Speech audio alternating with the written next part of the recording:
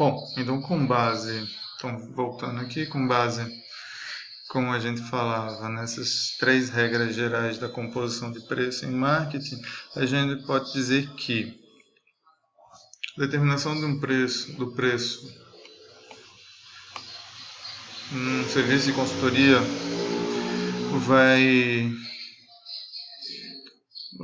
precisa levar em consideração remuneração de cada uma das pessoas envolvidas e, e aí não tem uma regra muito certa sobre o preço da hora de serviço de consultores, mas às vezes não é muito diferente de alguns professores, né? A gente vê que tem consultorias ou consultores que cobram entre 80 a 100 reais por hora de trabalho, e há consultores que cobram bem mais do que isso, vai depender muito de alguns outros fatores, tá?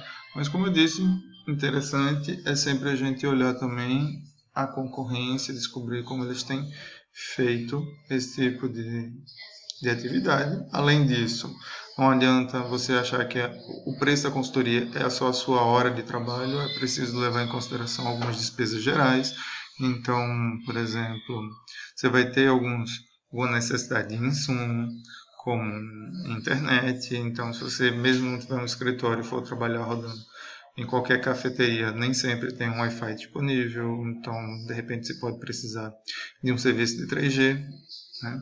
Isso pode ser importante, ou mesmo a ideia de ter uma impressora e imprimir algumas coisas, ou mesmo fazer esse serviço terceirizado em uma copiadora, você vai ter algum investimento, né?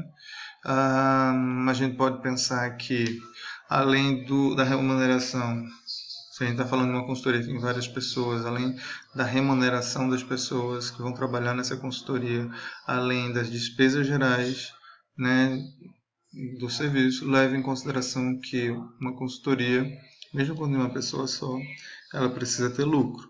Então, se a remuneração é a sua pelo seu trabalho e a empresa precisa fazer algum dinheiro até para gerar caixa, né, para giro e tudo mais, e vocês são estudantes de administração, sabem disso, é preciso que se considere a ideia de lucro.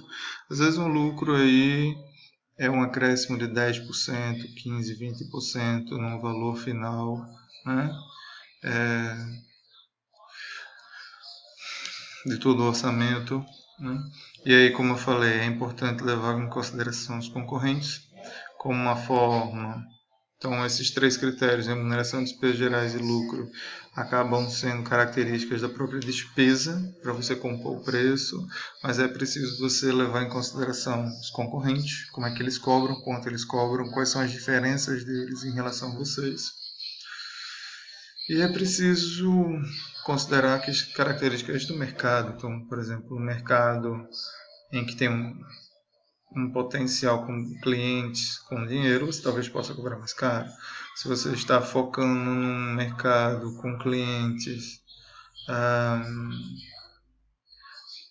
com uma situação econômica não tão boa assim, como empreendedores que estão crescendo, ou microempreendedores, empresários de pequeno porte, cooperativas, o que é uma tendência interessante, significativa, porque a gente tem um maior percentual da indústria do Brasil são de micro e pequenas empresas e elas são um potencial enorme para empreendedor, para as consultorias, então a gente pode olhar para elas, mas talvez elas não paguem tão bem quanto grandes empresas, né? É importante a gente levar em consideração que em função disso, formas de recebimento também são importantes na composição do preço. Então, de repente, para algumas empresas, é importante para consultores saberem que vocês têm que há custos iniciais, há despesas, então é importante que se cobre um valor no fechamento do contrato inicial para essas atividades, né? E que as outras, que o restante possa ser pago ao final ou pago em parcelas, depende muito do tipo de projeto, né? De repente, projetos longos de vários meses, esse pagamento pode ser feito de forma mensal, pode ser feito de forma por etapas do projeto e por aí vai, né? Algumas consultorias hoje trabalham por risco, colocam uma cláusula lá, né, de que por acaso, se for alcançado um retorno ou um benefício maior do que o esperado, há um percentual de bônus para a consultoria receber, né? Algumas situações, o trabalho da consultoria é feito sob permuta. É interessante, imagina uma consultoria, uma agência de publicidade e esse trabalho é permutado com um serviço de divulgação, de marketing digital, que pode complementar é, o posicionamento da consultoria em si, ou mesmo fazer uma consultoria para uma pizzaria e todo mundo entrar numa dieta aí, rica em carboidratos. Isso também é uma possibilidade. Por fim, a determinação do preço tem muito a ver com reconhecimento, e aí a gente volta lá para a ideia inicial do custo de remuneração da consultoria, não só em relação ao concorrente, mas em relação à experiência e à bagagem das pessoas que fazem parte dessa consultoria. Pessoas que estão entrando no mercado com pouca bagagem, pouca experiência, tendem a cobrar mais barato. Pessoas que estão há muito tempo no mercado, possuem muita experiência, tendem a cobrar um pouco mais caro. Né? Por isso que muitos consultores fazem questão de dar palestras, dar aulas, é uma forma de valorizar o currículo, né? Ser bem visto, uma pessoa que detém conhecimento e entrega esse conhecimento para os outros, ok?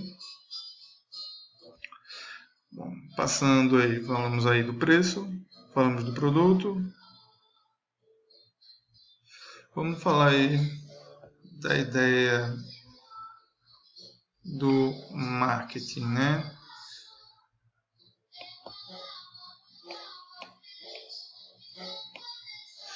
Vamos falar aí da ideia do marketing, ou seja, vamos falar aí da ideia do posicionamento, né?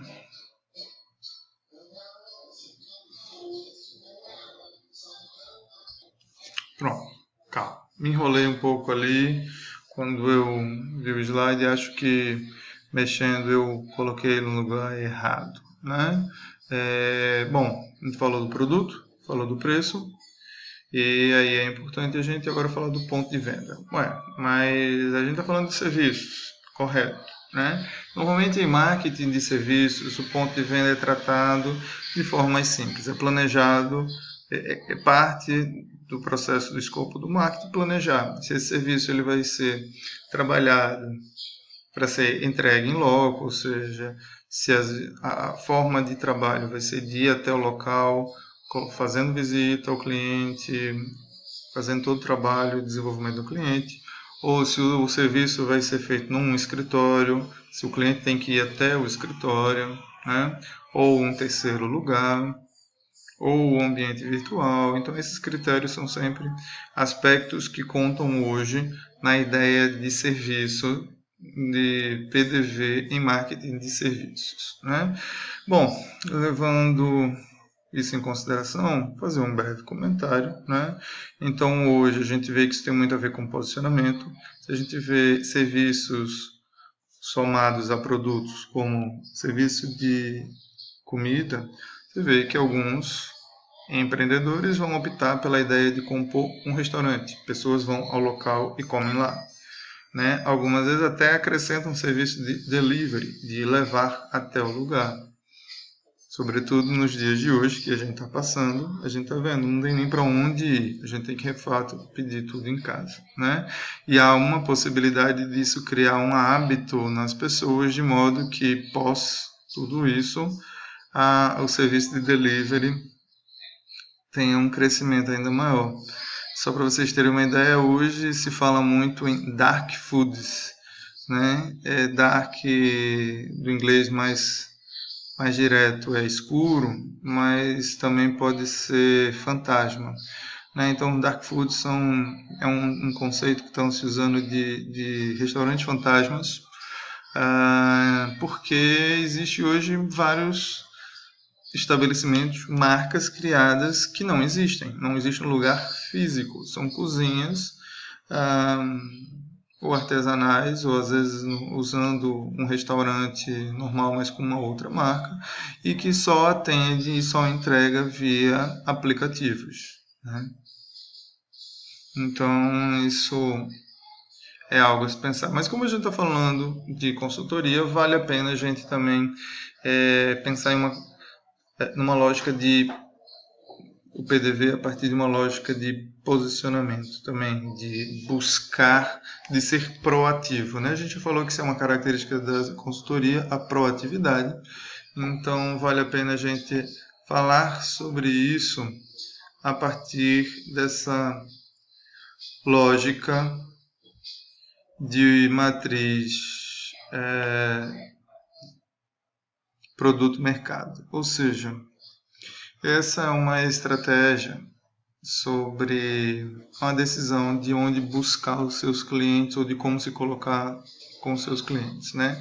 Então, por exemplo, existem alguns mercados em que já existe, né, um consumo de consultoria bastante grande e você já é um consultor que também já tem uma certa experiência, né? Você já está atuando. Então, a estratégia muito grande é de buscar a penetração no mercado, significa buscar novos clientes, né? Ampliar a sua área de atuação, de repente criando novos produtos, ampliando a sua oferta central para que você possa crescer. Agora, em mercados já existentes, e hoje nós temos um mercado existente, né, de consumo de consultoria, é uma coisa mais normal, é preciso que novos entrantes desenvolvam o produto. Pensando na gente aí, como criar uma consultoria, é preciso que a gente desenvolva a consultoria como um serviço, é preciso pensar todos esses aspectos de 4Ps, de como vai prepará-la, para quem vai levá-la e tudo mais, né?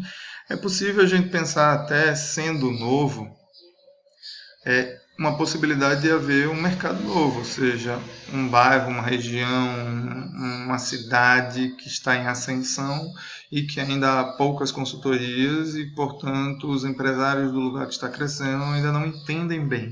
Eu não sei se é o caso, por exemplo,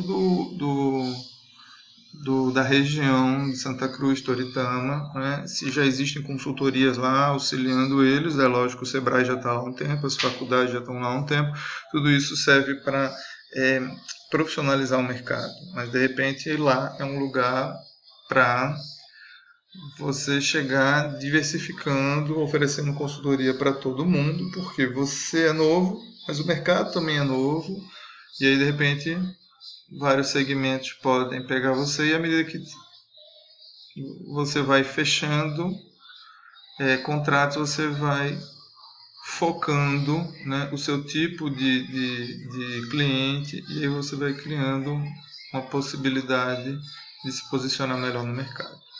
Ou desenvolver mercado, quando você já existe, o mercado é novo, ou você ensinar o mercado para que serve a sua consultoria, né?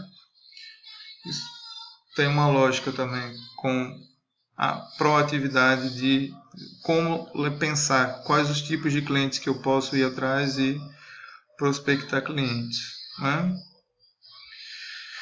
E por fim, promoção. Como criar uma imagem positiva para a nossa consultoria, né?